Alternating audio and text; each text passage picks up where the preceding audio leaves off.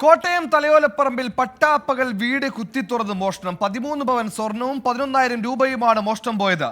കോട്ടയം നഗരത്തിൽ ക്ഷേത്രത്തിലടക്കം 3ഇടത്തും ഇന്ന് മോഷണം നടന്നു.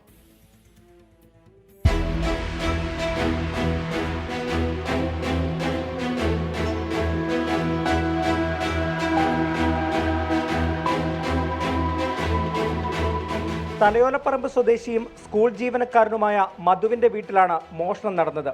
പട്ടാപ്പകൽ വീടിന്റെ വാതിൽ കുത്തിത്തുറന്നാണ് മോഷണം. സ്കൂളിൽ പോയ വിദ്യാർത്ഥികൾ മടങ്ങി വീട്ടിലെത്തിയപ്പോഴാണ് മോഷണ വിവരം പുറത്തറിയുന്നത്. 13 പവൻ സ്വർണവും 11,000 രൂപയുമാണ് മോഷണം പോയത്. വീട്ടിൽ ആരുമില്ലാത്ത സമയം നോക്കിയാണ് മോഷ്ടാവ് എത്തിയിരിക്കുന്നത്. സ്ഥലത്ത് ഡോഗ് സ്ക്വാഡും ഫോറൻസിക് സംഘവും എത്തി പരിശോധന നടത്തി. സമീപത്തുള്ള മറ്റൊരു വീട്ടിലും മോഷണ ശ്രമം നടന്നിട്ടുണ്ട്.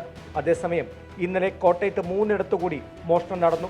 കൊപ്രത്തമ്പലത്തിലും സമീപത്തെ വീട്ടിലും ഒരു കടയിലുമാണ് മോഷണം നടന്നത്. കടയുടെ താഴ് തകർത്ത് മോഷണം നടത്തുന്ന CCTV ദൃശ്യങ്ങളും പുറത്തു വന്നിട്ടുണ്ട്.